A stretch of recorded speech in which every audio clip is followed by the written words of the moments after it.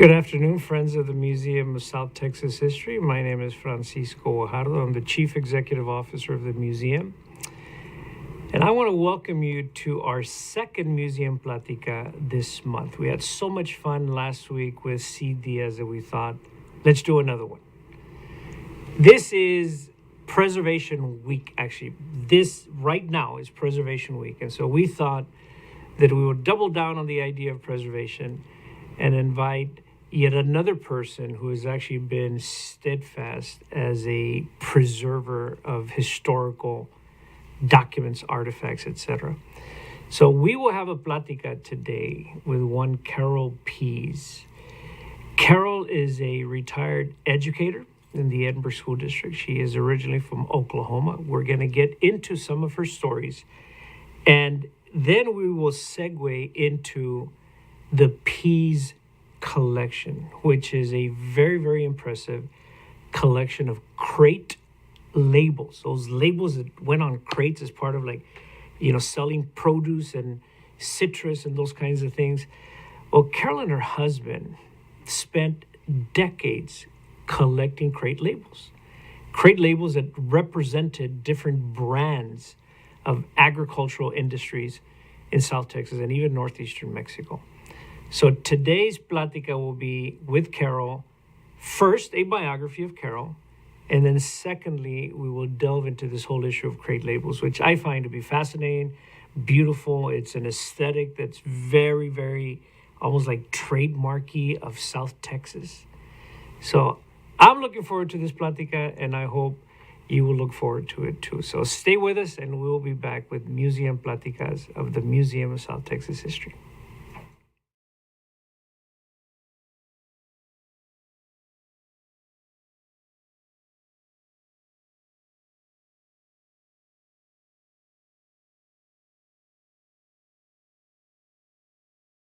Franklin D. Roosevelt, all persons can sell their gold below market value to the government. Enterré oro bajo de la casa. Úsalo para cuidar a tu hermano. I found gold. That's my gold. That's my father's gold. The jury finds the true owner to be... It's a story filled with mystery, intrigue, and one's birthright. Dr. Garcia's gold exhibit is on display at the Museum of South Texas History. Go to mosthistory.org for more information.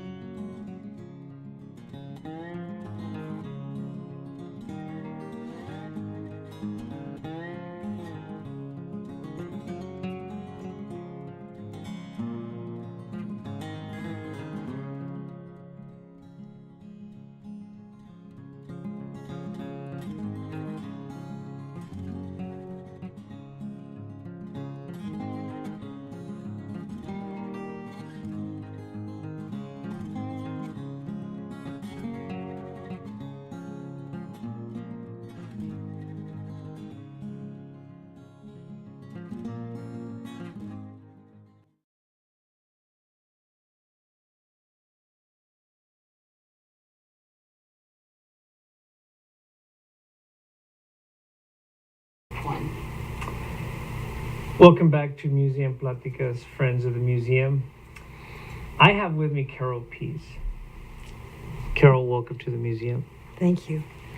I notice a kind of interest that you have in your face when you're looking at the images on the screen.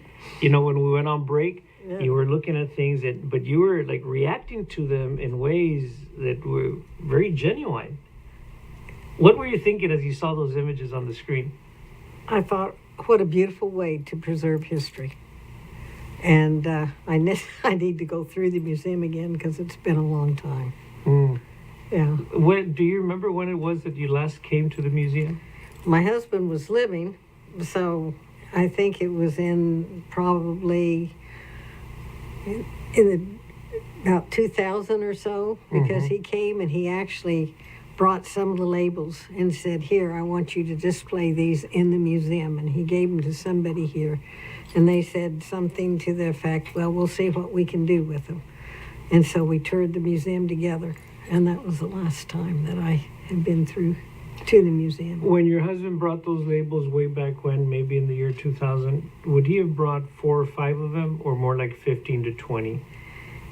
About 4 or 5. One of them was Knight Rider, because that was one of his favorite. And did he leave them here on loan, or did he gave them. He donated them. Mm-hmm. And would those have been under the Ed Pease name?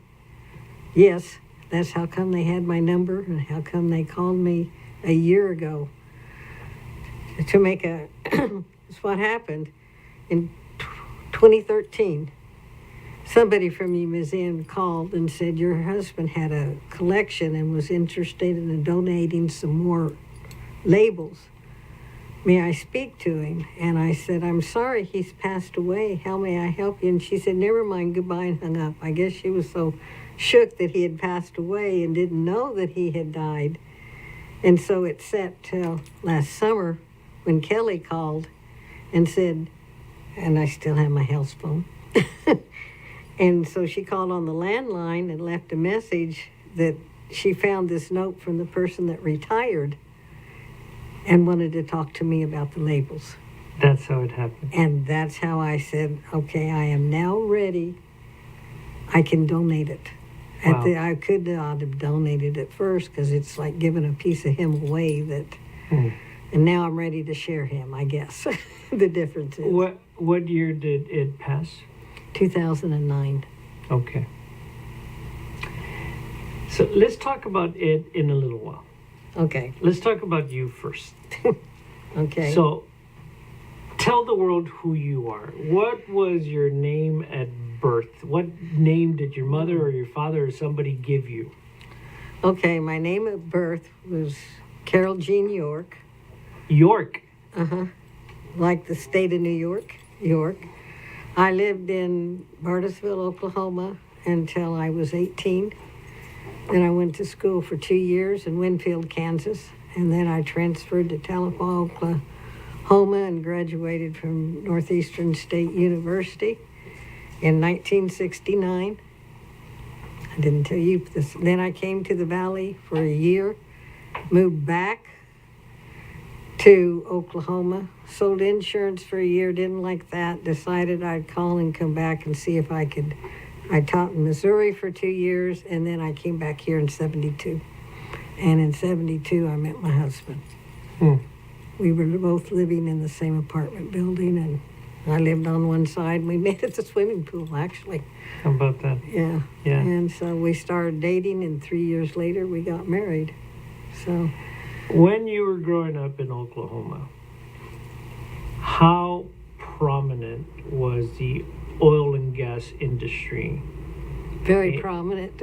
Okay, so if you lived in Bartlesville? Bartlesville, In yes. Bartlesville would have been a town of how many people? At that time, 39,000. Okay, so it was a good size. It had industries. Yeah, they had 2 different ones. City Service was one oil company, and then the other oil company was Phillips 66. And eventually they both moved into Tulsa, which is the larger city. But at the time I was going to school in the 60s, that was where most all the people that live there work for city service or for Phillips 66. And Phillips 66 was the larger of the two. When was the last time you went to Bartlesville? When my mother passed away in 2011, I went there for her burial. And that was the last time I've been to Bartlesville. Not the last time I went to Oklahoma, because my sister lives in Tahlequah, Oklahoma. And so I go up and visit her and my niece and various people, my family. Are your sisters watching this right now? I don't know. I gave her You told them? I told her about it, but she's working. She works with Habitat for Humanity. Oh, yeah. Yeah, and she so said... what is your sister's name? Linda. Okay, so I'm going to speak to Linda here for a second. So, Linda, send us a message through Facebook Live or YouTube Live if you're watching, and just say something to Carol. Ask her a question or something. I'm curious to know if you're on. And if you're not on, Linda, come on, right? We might have to call Linda when we go on break here. But let me ask another question here about Oklahoma and the Yorks. This is your father's side, right? Yes. Okay. I asked you earlier as we were getting to know each other, if you came from a family of Sooners, and you said yes, my family were Sooners. They were. So can you explain to the audience what that would have been and the time period? There was two different Oklahoma runs in Oklahoma. One was in the late 1800s, and one was in 1907. And my great-grandparents lived in Ohio. And my grandmother was 9 years old at the time. And she was born in the late 1890s. I don't remember the year. But anyway, they came across to Oklahoma and they lined up at the border. And they were in a stagecoach. And they had all of their belongings in the stagecoach, including this one antique clock I have inherited. And at the time that they shot off the gun, you could run across the border, homestead, and if you lived there for 5 years, the property became yours. And that's why it's called the Sooner State. You tell this story because you heard the story, you've read about the history, or what? I heard the story passed down from generation to generation because I inherited the clock. And my grandmother, like I said, I heard some other stories about on their way to find the land, but they also met Jesse James, if you've heard that. Yes, of course. And so Jesse James stopped and had dinner with him and then went and robbed the bank. That's what we heard. So you know how stories change. Well, he was so inspired by the dinner. Yes. Who is in your family? Who's Kelsey? Oh, Kelsey. That's my sister Linda's, my niece. This is your niece? Yes, she called right before was getting ready to come here, and I gave her the information and said for her that if she would watch live, that she would get to see the interview. And where does Kelsey live? She lives in Tahlequah with her mother, and she has graduated also from Tahlequah University, and she's into working with, how do you say this, families that need help that are on welfare. She's a social worker. She's a social worker. And she's trying to get on to work with the school system as a social worker right now, working with the drug system. She's on right now, by the way. Oh, is she? Kelsey's on. Hi, Kelsey. Yeah, she wrote on Facebook, "I am on." Okay. With 2 exclamation marks. Not 1, but 2. Okay. And she's my favorite niece. Okay. And then she has I have 2 great nephews or nieces? Niece, Yes. yeah, great niece, Alice, and then she just has a 2-year-old Toby, Tobias. So, okay. Yeah. Okay. And I haven't met Tobias yet. What did your parents do for a living? My father was a chemical engineer, and my mother was a housewife. And after us children left, she went into real estate, went and got her license and sold real estate. What is the story they tell or they told about how they met? How? Your parents met. Oh, I haven't told that story in a long time. Because maybe Kelsey doesn't know it. She probably doesn't. Okay, well, then she's up for a treat. They were living in Cherryville, Kansas, okay, which was 60 miles north of Oklahoma, right on the border. And they met at church. And my mother hated this story. He used to travel from port to port to port. And he said, I had a girl on every port, but your mother was always the favorite. And since I met her at church, he said, I decided I was going to marry her. And my mother would just say, oh, Wesley, don't tell that story.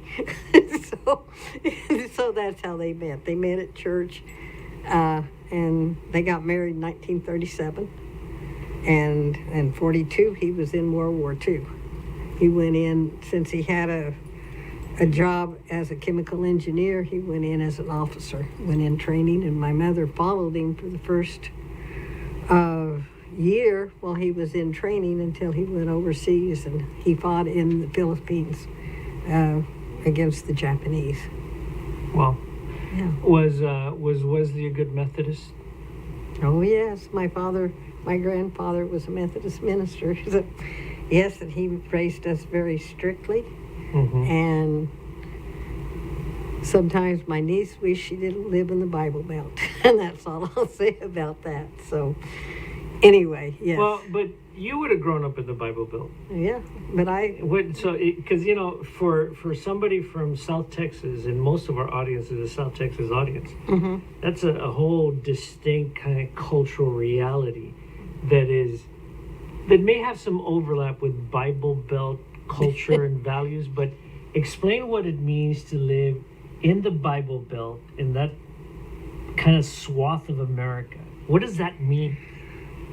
Phew, okay. In this area where we're living now, In South Texas, I would say it's a Catholic area. But if you go up north in Oklahoma, it was still a very religious area where everybody, but it was Protestant rather than Catholic. And Bible Belt means that they believed in the Bible, and everything went by the Bible. And there wasn't any ifs, ands, or buts. This is the way it was. but there were a lot of ifs, ands, or buts, right? Yeah, the younger people. That were the other people. Okay. Younger people. But if you live on the Bible Belt, in the Bible Belt, you may have also been unable to, say, go to the store and get beer. Oh, in Oklahoma, I can remember when alcohol wasn't sold. You'd have to go to Kansas to get it. There were no liquor stores in Oklahoma. It was dry. Dry state. It's how you grew up. Yes, that's how I grew up. And I can remember when, oh boy, how old was I? It was probably in the late 50s or early 60s that it no longer was a dry state. And then you had to go to a liquor store, whereas in Kansas you could just go to the grocery store. Mm-hmm. It was different. So you have to cross the county line often. Yes. But still, they're dry counties. Yeah. Like in West Texas, in the Panhandle, Bible Belt. Bible Belt.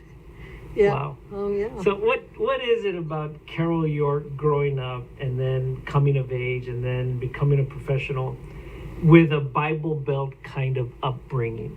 Like when you come to Texas, was it an awakening of some sort for you? Yeah, it was. It was very different. And there was Mexico, too. That's what Kelsey loves, is Mexico. That's why she likes to come visit me. Ah, she visits often. Yeah, she likes to. Yeah. Yeah? What does she do when she comes? Oh. Do you take her into Reynosa or No, not to Reynosa, because it's not safe any longer. you go to We go to Progreso. Yeah.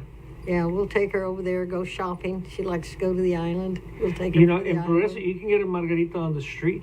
I know. You know that? Yeah, I know that, but I don't know if she knows that. Oh, okay. Well, okay, Kelsey, don't listen to this. So, yeah.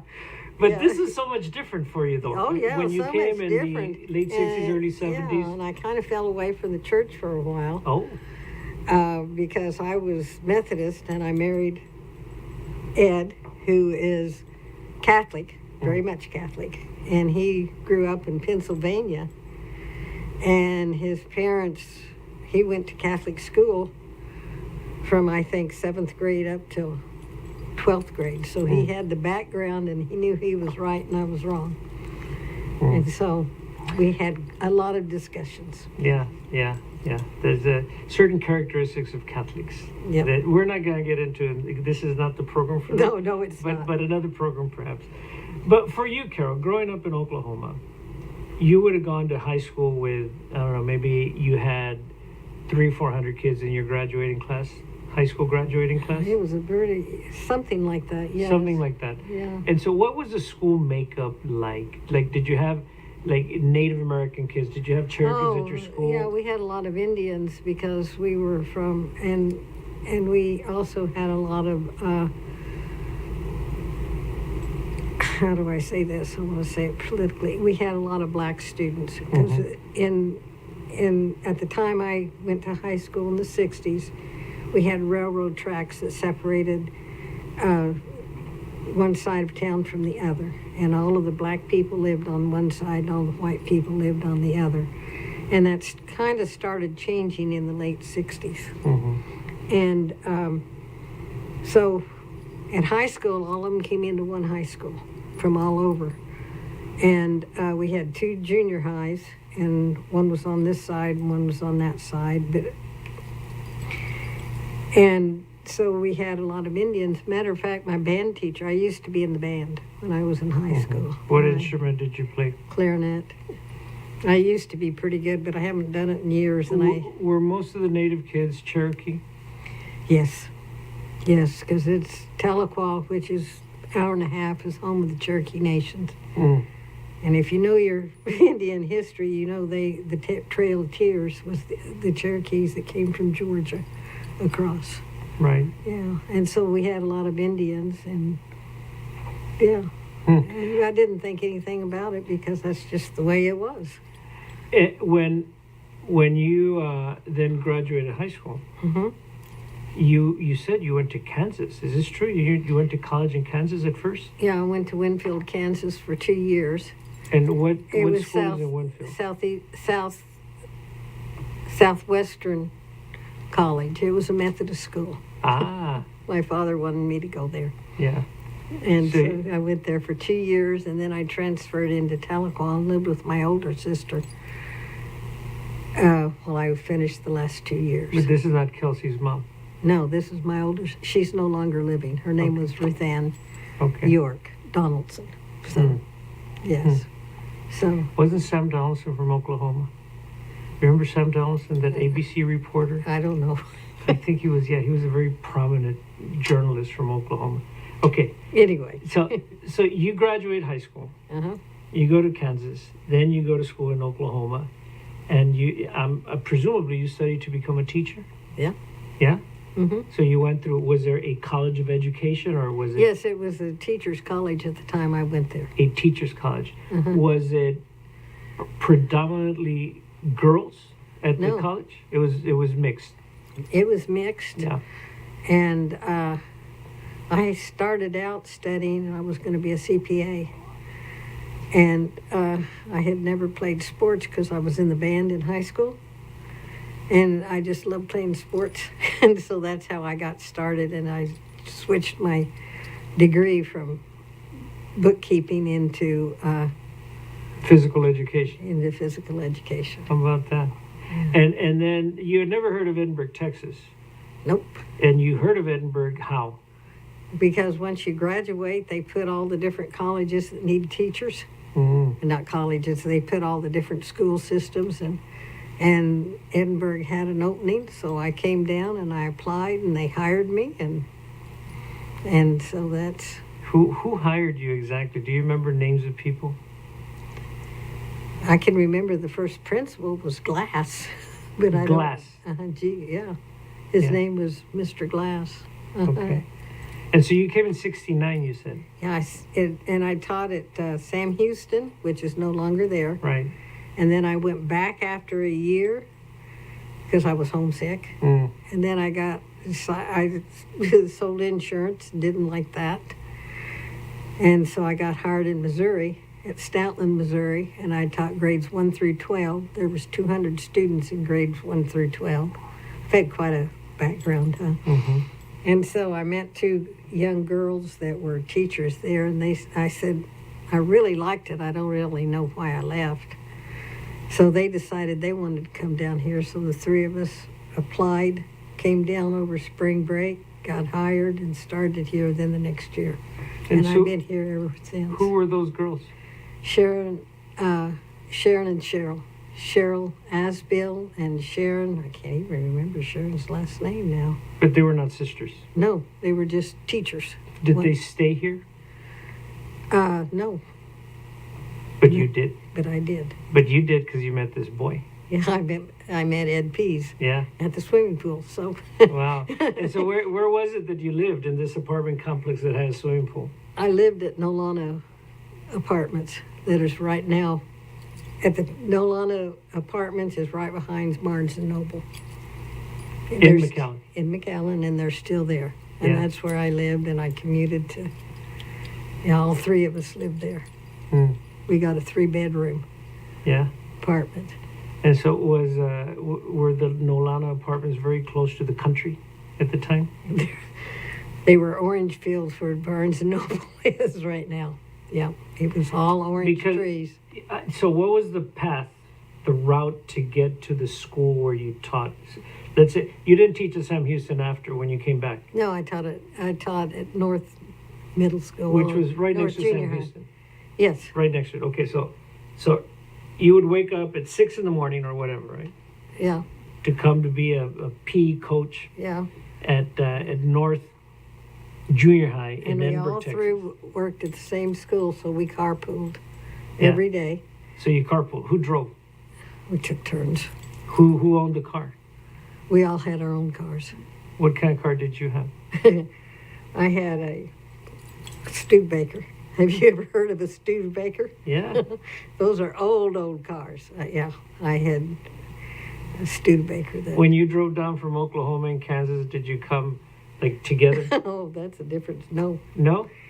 Since I had already taught, I'd already been on my year emergency certificate. In order to continue to teach in Edinburgh, you had to take 2 classes, and I had to have Texas history and Texas political science, and I hadn't taken those 2, so I had to come down before they did. I had to come down and go to summer school and pass those 2 classes in order to teach in September, because then school didn't start till after Labor Day. So I came down with my sister, Linda, with a U-Haul, Kelsey's mom?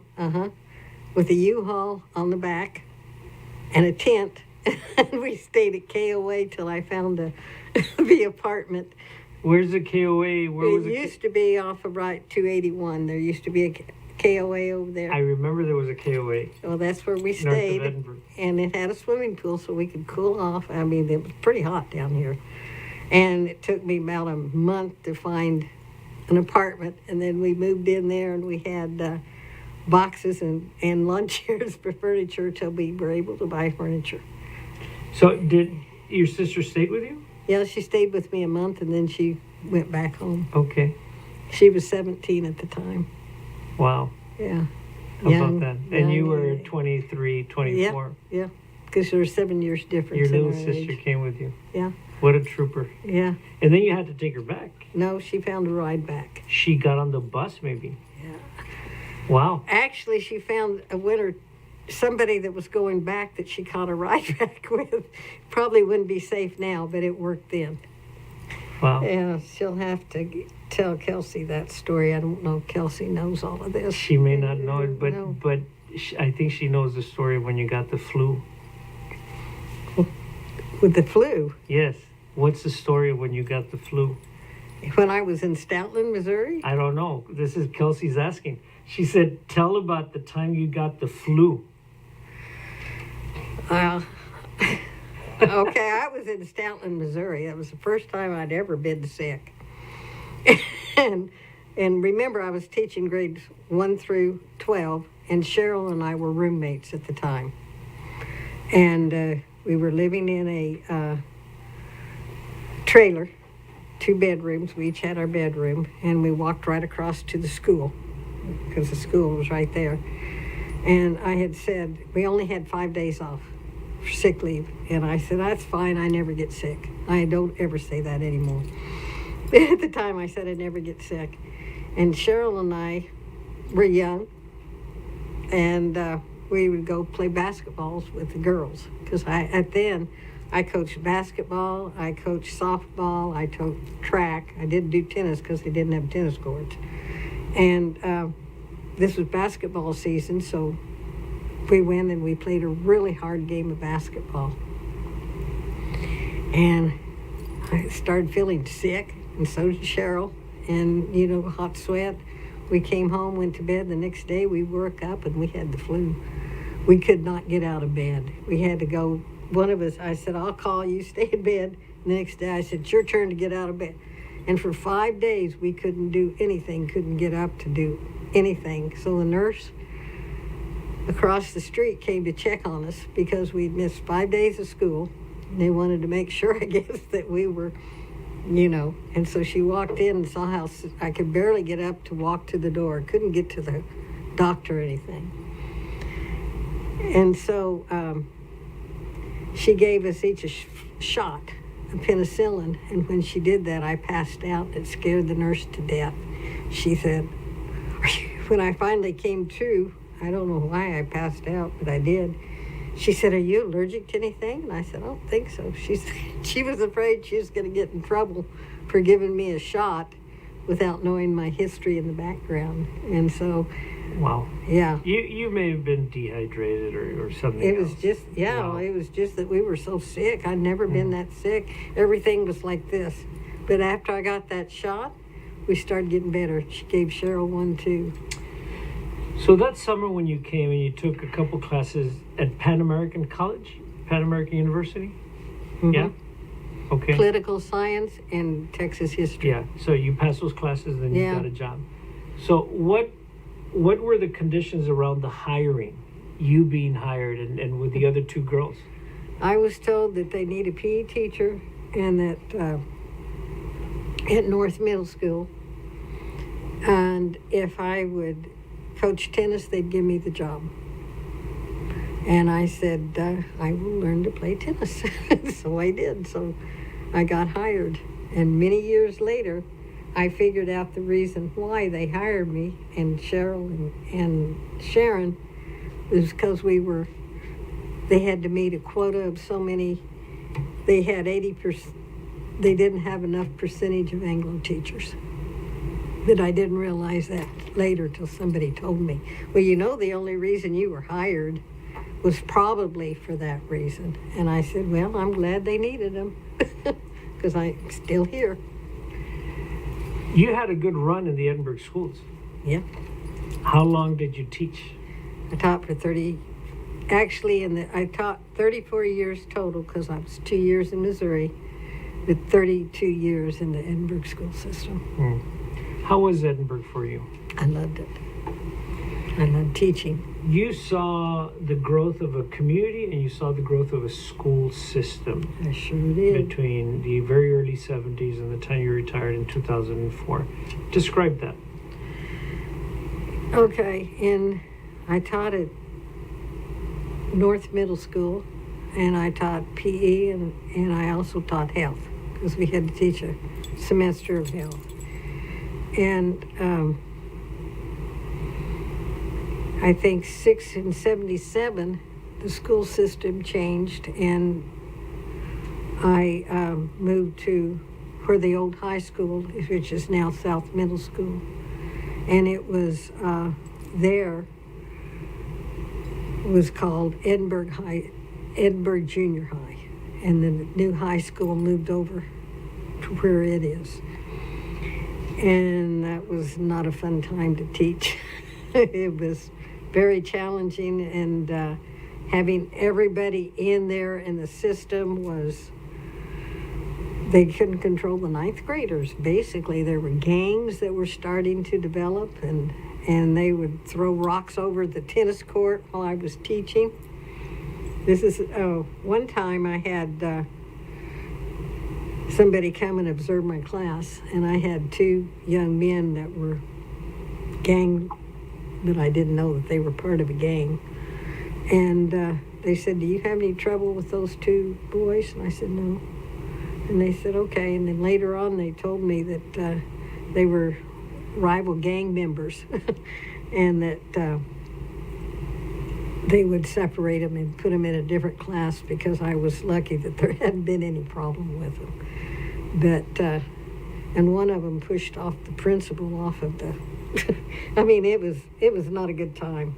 And they would light fires in the trash cans, and then Gene Gutierrez came in and got everything under control. He was a fantastic principal. And then it became South Middle School, and we had two, and then it switched, and we had another one. I mean, we started getting more and more schools, but when I started, it wasn't that way. Who developed the tennis program at South? Probably me. You. Uh-huh. Because South was known as the good tennis program. Yes. That was you. Yeah, it was me. Because Yeah. I taught it there from the time it switched out back to, I got offered a high school coach, but I didn't want to move.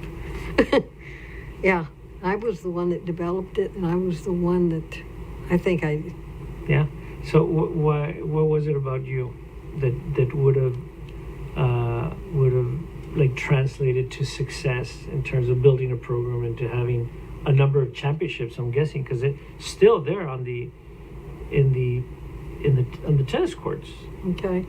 On the walls, it says all the different championships. Yeah. I would tell the students that it wasn't important to win. It was important to play your best game. I said, if you win, that's great. And I went to learn, and we used to have fun on practices. I was really blessed because I had 7th grade, first period, and we'd get there at 7:15 and start practicing in the dark. We'd turn on the lights. And so we would practice, and I'd have all 8 courts with my 7th graders. Then I'd stay after school with the 8th graders. So the 7th grade got there before school, and we had an hour of practice before school started. Then I had class, so we had a 2-hour. And also I taught 6th graders, so I could choose the ones that were the stronger of the players and ask them to be part of my team, and they liked doing that. And So you developed a pipeline yeah, and so you were with them over a period of time so you could create stability with them, yes. relationships with them, build their skills, that sort of thing. I even had one go professional in Mexico. Really? Who was that? Do you Mike remember? Maciel. I don't know. Mike Maciel. And he used tennis as why he needed it. And then he went on and became a country and western singer later on. Because Really? I saw him at Luann Alexander was the one that really started the whole program in Edinburgh at the high school, and worked with me and helped me develop my program. And at her funeral, he came to the funeral, and that's where I saw him. Mike Maciel. Country western singer. Yeah, he became in a band, and I haven't seen him since her funeral, which was maybe 10 years ago. So you met Ed sometime around 72. You married Ed by 75. 5. And so you and Ed had a long life together. Yes. Ed was not from South Texas. No. Ed was from where? Pennsylvania. He was born in Philadelphia, Pennsylvania. And we went up there one time for his 30th school reunion. And his mother was still living up there at the time. And he took me all through the Amish country. Really? Yeah, it was fascinating to see everything. Uh-huh. And I learned at one time, I don't remember how, but we learned how to make a Philly cheesecake, steak, not cake, because they're well known for those sandwiches, as you well know. Yeah, and so, he was born and raised up there, but he started his he got into produce after he graduated from college and went to work with Freddie Valsing in New Jersey. So Freddie Valsing would have been the son of the old man Fred Valsing, who had established quite an agricultural empire down here in South Texas. And his son, Freddie, became then acquainted with Ed. Freddie hires Ed. Mm-hmm. Freddie brings Ed to South Texas. Yes. Tell that story. Okay, well, that was before I met him, Yes. because at the time, Ed was married to another person, Barbara, and but he came on a helicopter, from what I understand, Freddie's helicopter, and was down here and checked the different businesses with that Freddie, he called him Freddie, did, and he fell in love with this area, and he asked Freddie, he said, "Can you put me to work down here?" And he said yes. So from answering the phones and distributing produce in New Jersey, he came down here and started working. And he worked for a while with Freddie Valsing, and then he left and went to work with David Rogers. So the story is, as best as I understand it, as you communicated this to me, was that Ed and Rogers were partners. Uh-huh. And so this is the old Rogers Produce here in Edinburgh. Yes. And so this is Ed. We're looking at a photograph of Ed. Yes. And very likely Ed also worked with Valsing in Edinburgh over at the ice plant, Yes. because that's where Valsing had his interest in Edinburgh. Well, I knew he worked somewhere with Fred Valsing, and he met Dave Rogers, whatever he was doing over there, too. And then they left and went to work with another company and then formed their own company eventually. Okay. And Rogers Produce, or at least the shed, would have been right on the railroad track, right by the railroad track. There was two different sheds. One early that did watermelon and cantaloupe, basically. And then the other one that started in the 90s or late 80s, and it had to do with supplying restaurants with all different types of produce. I see. Wow. Okay. And so you, as you married Ed was doing this. Mm-hmm. You were paying attention to the produce industry. You must have been paying attention as you were teaching. Oh, yeah. Yes. So when is it that you first began to see an interest in Ed in crate labels? Oh, he was, by this, he just started with fun to start with, getting a few produce tables. He'd walk in and see that they were writing and using them like a memo on the back of old labels that were no longer being used. And so he'd say, "May I have a few of those?" And he'd bring them home and he'd show them to me. And from that, he thought, maybe I should get more of them. And so he started asking different produce companies if he could have a few of these labels and a few of those labels. And then he found out other people were interested in it, and he started trading the labels and making his collection. At first, he decoupaged them, and he found out later he shouldn't have done that. I know he decoupaged one that was one of a kind. Now, what time period was this? This was in the early 90s, I would say, Mm-hmm. and the mid-90s. And then he got to know a lot of different ones, like John Medley in Arizona, who had some labels, and Jacobson in California, Mm-hmm. who had bought, how do I say all this? The labels, some of the labels are date stamped on the back. And at the time, I found out later that at the time that they started using the labels, they had to put it into a system, and I don't know exactly what that's called. And they would stamp the date on the back of it, and it was out of like the Smith's lithograph and things like this. And so Pat Jacobson got all of them when they went out of existence, and he started selling them. And there was a lot of other people that got these date stamped, because I know Ed had a lot of them that said 1942 and 47 on the back of them that you have. And he got interested in it. And so he started trading some of his labels for their labels so that he could have a bigger collection. So he went from decoupaging to doing that. And then he was working with Interstate Produce that was in Donna.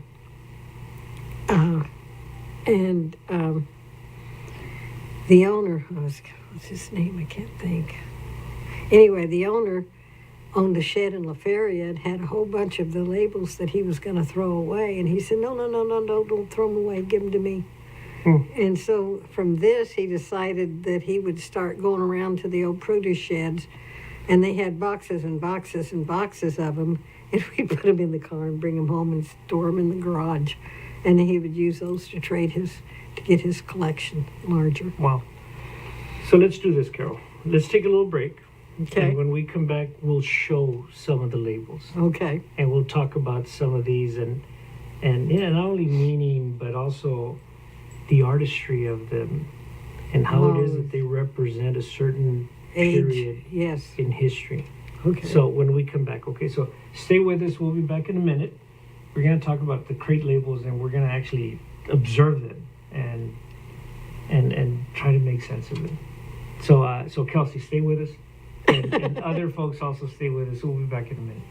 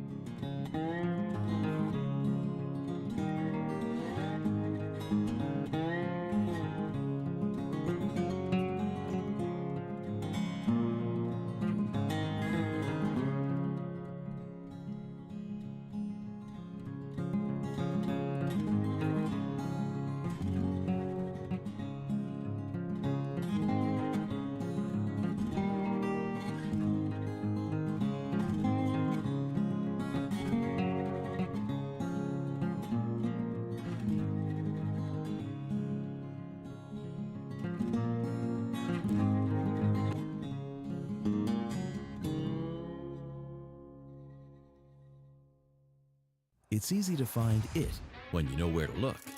Some define it as a breath of fresh air. Others find it in the fast lane by being yourself. Some like to kick it, enjoy every minute, and get the adrenaline pumping, while others prefer the feeling of adventure, finding the unexpected, the undiscovered. But everyone can agree, coming together in Edinburgh guarantees you'll be making memories you'll treasure forever. Life is a series of experiences with your friends and family, your neighbors and community. Sometimes it's the simple things, like getting together for good times, pushing the limits, learning something new from the old, or just something new. This award-winning, All-America City is yours for the taking. It's in Edinburgh.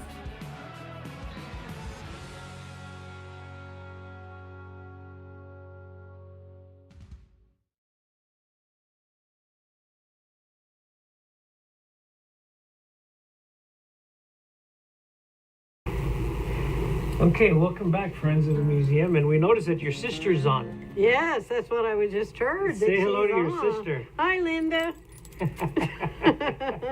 This is Linda, who's doing God's work. So this is the Methodist legacy here of Yes. doing God's work. Yes, She she is now building homes for people who need homes with Yes. Habitat for Humanity. So, Yeah. Linda, congratulations to you and thank you for doing important work. So we have, Carol, a whole sampling here Yes. of labels. And so notice how, they tend to be very much of the period. Like notice this, Tony. I don't know if you can zoom in on this, but this is the Ooh La La. There you go, the Ooh La La. So it has, the pretty girl there with a wink. And this is about Texas citrus. Tony, don't zoom in too much, Tony, because we don't want to get too provocative here. But the Ooh La La, and this one here is from La Feria. So La Feria, Texas, as you know, is one of these towns. La Feria is a railroad town. Yes. The railroad comes in, sets up, a depot, and then there's a packing shed next to the train or the depot, and then you get all kinds of Ooh La La products. Yeah. And so we have, some very, very sort of like, cultural stereotypes and that sort of thing. So this one is kind of cute. This one, we're going to zoom into this one, Tony. This one is called El Charro. So this El Charro here, Texas Vegetables, El Charro brand. This is a 1938 crate label. How colorful is that? Huh? It's beautiful. The colors were so striking. This is packed and shipped by Associated Workers of Brownsville, Produce of USA, and there's a charro. So this is a 1938. Now, Carol, you know that charro days are a big thing in Brownsville, Texas. It's like their biggest celebration of the yes. year is around the whole myth and reality of El Charro. So this is actually quite striking as a brand. So this would go where? So you get a crate. Okay, the crates are square like this, Mm-hmm. and this goes on the end, and they put on each end of the crate. Like this was the crate. They'd put one on this end, Yeah. and on this end, and then the crate goes right there. Mm-hmm. Yeah. The colors. Yes, they're The beautiful. colors, the beautiful colors. So this is El Don. Like Don is the title for, it's Mr. Tony. This is Don Tony, like Don Corleone. Oh. So both Italian and Spanish are part of the Romance languages, and so the Don would be the the title for the person. And Texas Don, grapefruit oranges, Donna Fruit Company, Edinburgh, Texas. How about that? Yeah, and it's produce of the USA. Yeah. This one would have been dated. We actually don't have a date on this. Well, But my guess is sometime in the... Tony, were you going to say something? Maybe on the folder. Maybe on the folder. Okay. So I you see what I'm doing, Carol? Is I'm misplacing folders. Is this So it right my there? archive is going to kill me because of this. So the Don Here it is. Ulala, there you go. And so this would be a, so it's a Pease collection. We don't have a date on it. Okay, but for the produce of the USA, Yes. it was put on a label between 1930 and 1950. So if it had produce of the USA, it usually was between those dates, in the 1950s or the between 30 and 50. And you found this through your own Through him. organizational effort of this. Yes, You he thought, knew that. Oh, well, yeah, Ed would have known this, yes. And he could also tell by the litho company, which I can't tell you about, Okay. but he could tell you about the litho company and a lot of the other. This is a 1946. And notice this. This is the, okay, Produce Gringo. of the USA Gringo brand. Texas citrus fruit. Packed by A.J. Lafort, La Feria, Texas. La Feria is quite prominent in Yes, this. it is. How about that? Yes. There was a lot of produce companies I know that were in La Feria. Yeah. I think right Okay. there, right there. Thank you. See, you're quite the organizer here. You're helping me find my way through I this. learned doing that with him. Yeah. And so this one here, this is Patterson's Select Grapefruit. It's an older one. I can And tell oranges. by looking at it. You can tell. This one they say is from the lower Rio Grande Valley. This one is a 1953, it looks like. Okay. 1953. See this, Tony? Patterson's. And that, I guess that comes from stock labels. Yeah, There you that's go. what that is. This was from Harlingen. Okay. They have beautiful colors. Yeah. Can you explain what a stock label is? What's a stock label, Carol? Stock label? Yeah. Label would be where they have the grapefruit, the oranges, and anybody can put their name on it and put their information on it. So they were ones that smaller companies would use, and it wasn't as expensive to do the labels and to put it on the produce. And he had a whole book of different stock labels. Yeah, a whole bunch of them.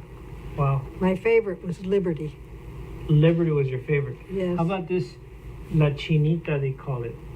La Chinita. So this is a 1937. It wouldn't have been a stock label.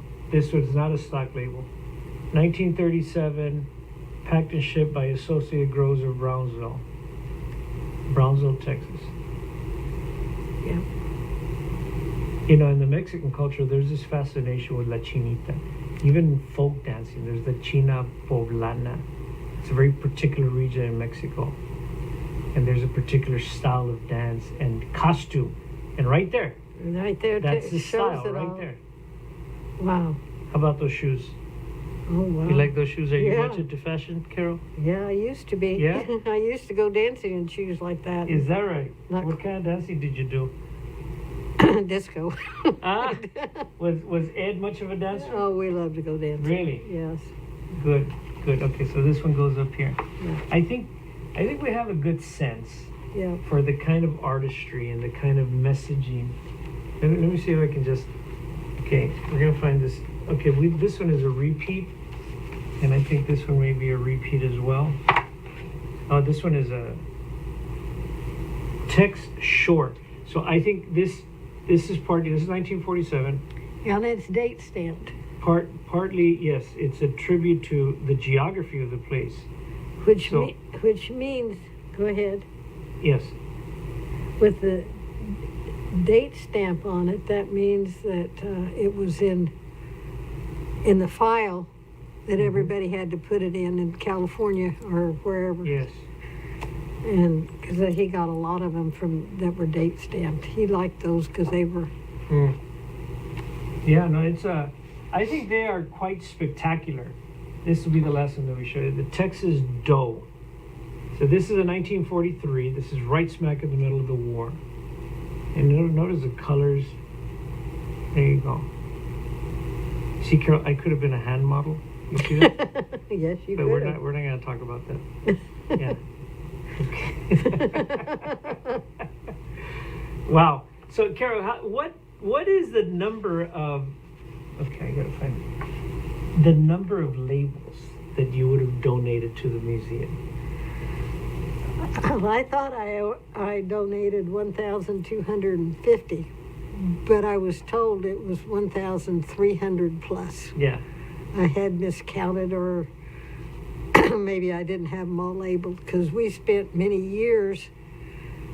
A friend of his across the street, one of our neighbors, gave us this system to where we could go in and put all the labels in, and we spent 3 years putting this label in. Wow. And cataloging everything, and it was not on Microsoft Word, so you had to have the special software for it.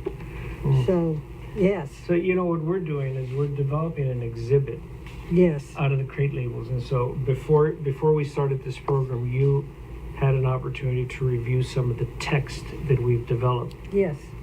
because we're developing certain panels. It's really hard to miss, you know, on the striking beauty of it. We're going to display it, Beautiful. but we want to be fair, you know, with the complementary language that describes citrus and produce, and, you know, and certain themes perhaps, and certain caricatures. I mean, very, very, very time specific pieces. Yeah. Yeah, there's a lot of, when he had a lot of these labels, like, don't judge them till you cut them, had a little black lady on it, and those were inside quality that was out on the ferry as well. People wanted that for their collection of this type. And then, like Miss Texas and the one that you just showed with the La La La and the ladies, then a lot of people would just want that kind of labels. Well, you know, I grew up in Elsa, and I lived on 3rd Street in Elsa. The railroad tracks were between 4th and 5th. The Valsing packing shed was just south of the railroad tracks, between 4th Street and the railroad tracks. Okay. The Valsing shed. The Valsing shed had a brand called Bonita, Yes, he has that label too. and I've seen it. Okay. And not only did I see Bonita as a label, I saw Bonita on the wooden crate. Okay. Yeah, you brought that I to gave- the museum. Yeah, yes. you brought that on the wooden crate itself. And so I'm thinking, a lot of people are very nostalgic about the Bonita brand. A lot of people are nostalgic about people from a certain generation. Yeah. But you know that kids today, they really don't need the nostalgia. You know what they need? They love the beauty of art. Okay. And this is where I think young people will see it and they'll say, that looks really cool. They'll probably call it retro or they'll call it something. But I think that people from different generations will be able to connect with it in some way. I hope so, because it's beautiful art. It really is. And if you study the litho of it and how it first started back in the late 1800s and 1900s, he had one label that was actually from the very beginning. I don't remember which one, but it was, I'll relate it to my sister Linda, who embroiders. This is her hobby. She has a machine that has like 10 or 15 different needles that goes in and sews all these different beautiful embroidery things on whatever. Well, the litho company was the same way, but it had color. And each one of these little dots like this would go in to make the picture on the label. And that was called litho. And we could tell at the time how old a lot of the labels were with the magnifying glass, because when you would magnify, you could see the little dots to make whatever the picture would be. And I thought, I just loved thinking about, but maybe it's my age. I love antiques. I love history. And the history of this is just fascinating to me with the labels. And I think that's why we connected so much. He'd go on spells of collecting, maybe a year or two, not do anything, then all of a sudden we'd start collecting again. And we would even drive like to Yakima, Washington, and trade with traders up there. Yakima is really a big area for apples. And he has a huge collection of that also, but that's not what we're talking about. But he would trade with people. But actually, Yakima began in the 1940s and 50s, began to be populated by people from South Texas who went up to Yakima Valley to pick the apples. Mm-hmm. So that labels that are distinctly South Texan have a connection to the people from the Yakima Valley, because there was that stream, migratory stream. Yes, there was. And we went into the museum and we saw their collection of labels that somebody had donated In Yakima. in Yakima at their museum. So, yeah, okay, well. That was back in the night. Talk about that. I was trying to think what the name of the person was that we met. There was Jack and Cindy that we stayed with. And we took labels that we were trading with him for to help his Texas collection with my husband's apple collection. Wow. And the one label that I remember seeing in the museum, because I was trying to think, they had it displayed in a book to where you could see kind of like how I donated. There was this one lady in a swimsuit, and they said this is one of a kind. There are very few of them, kind of like Scram that he has. The Scram label with the two, that's one of a kind. And then there's the second Scram label that I have one left that's damaged, but he loved the Scram. This was a lady in one of these old-fashioned swimsuits with a old-fashioned hat on, and that was whatever kind of apples. And I thought, boy, she's beautiful. But it was the old-fashioned swimsuit that was showing, that stuck out in my mind. And so it just fascinates me that, the history behind everything. Mm. And I wish I had his memory so I could remember more of the history, because he had so much of it. He could tell you every one of the litho companies, the time era that would go on to the labels, and so on and so forth. Did Ed ever do a sit-down interview with someone? No, he was planning to do this after he had retired. He was planning on writing a book on the history of labels, but he never got retired, so he got sick instead and never did it. And then his friend was going to do it with us, and then he never did it, so it didn't. Wow. Yeah. Who was his friend? Jerry Kostick. Is Jerry around here? Yeah, Jerry's lives a couple of miles from where I live. Yeah, he said he wanted to come to the museum and see the label collection when it's on display. Is Jerry a collector himself? No. But he worked with Ed at Rogers Produce and knows him, and they were best friends. And then he was with Kroger afterwards. People in the valley that you know, how many people do you know who are collectors of crate labels? Dale Murden. From Elsa? No, at Valley Citrus Association in Mission. He has. Murden has a mother who lived in Elsa, was a home economics teacher for years. Okay. I think. Okay, Betty he might have. Murden, I want to Yes, say. and she had a label, I think, and he wanted the label, and I had one and gave it to him. Oh. Huh. Yeah, or maybe it was Cindy's mother. Anyway, but he's head of he's big in the Citrus Association in Mercedes, and he has probably a collection that's close to the same size as Ed's. And I know he came and he bought some, and I gave him some labels. Wow. I met him when I decided I was going to sell some of the duplicates back in 2013. What was, I mean, you've talked about the importance of this, historically and all that, but speak to a more personal source of inspiration for you to, number one, collect, but secondly, Why would you bring this to the museum? It preserves the history of all the different companies that were here in the valley. I mean, if you could see the file that he had, there are a lot of them are empty now, but when Rogers Produce closed down, he brought the file home, and then we have it in our library office. And it's one of these that you pull out like this. Instead of the long ones that go out like this was one that comes out this way and it goes this way across in files. There's probably 30 or 40, maybe 50 to 100 different shed names that he has. And he filed all of the different ones. That's the way we started. We had all of the labels filed by shipper, because he said the label isn't important. The shipper's what's important, because they're the one that's behind the label.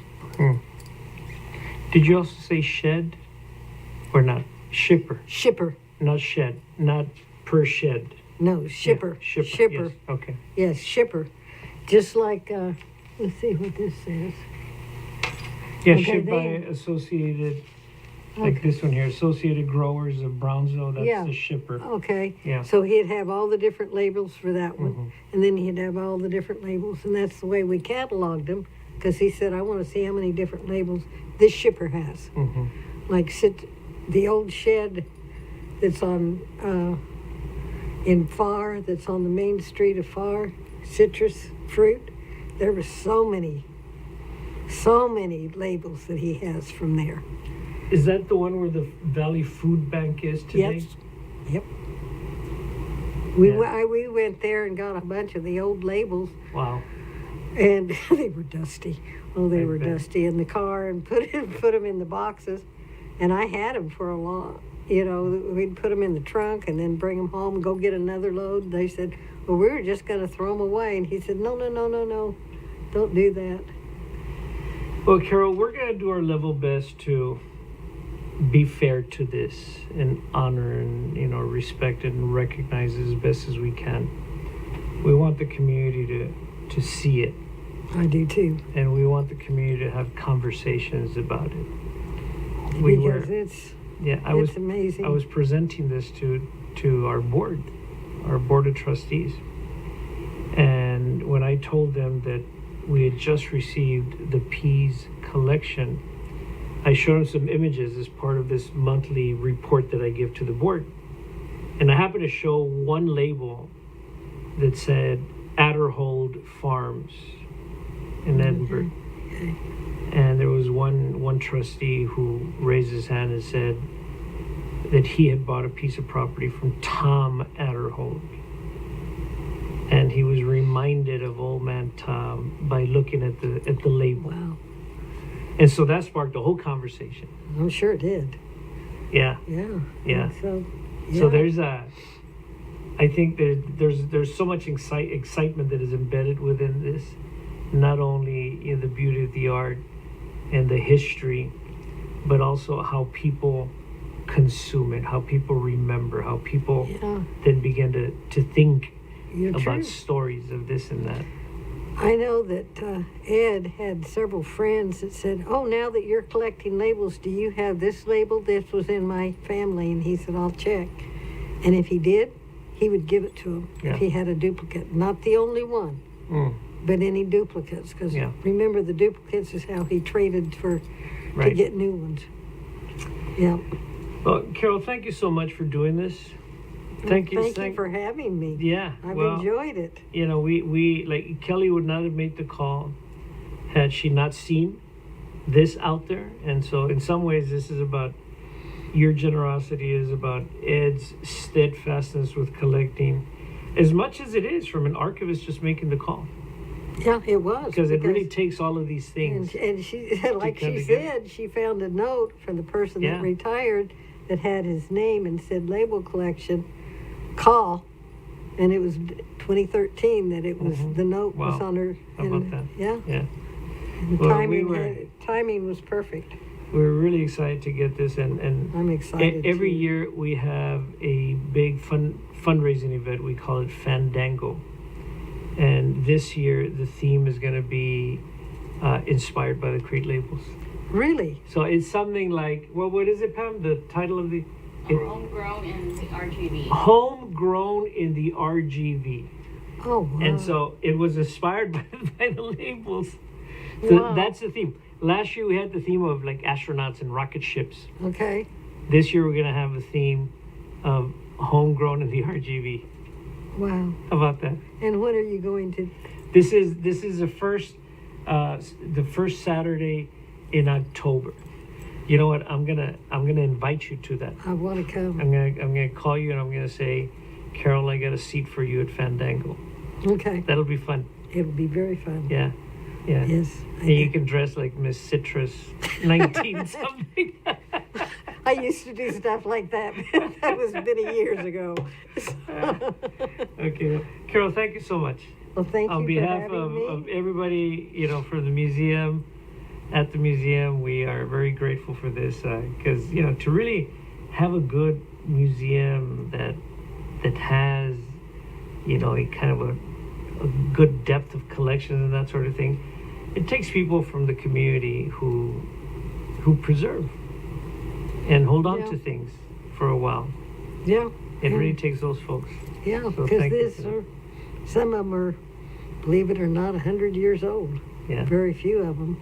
A lot of them are 75, like me. So I'm going to give you one last shot to sign off with your sister and your niece.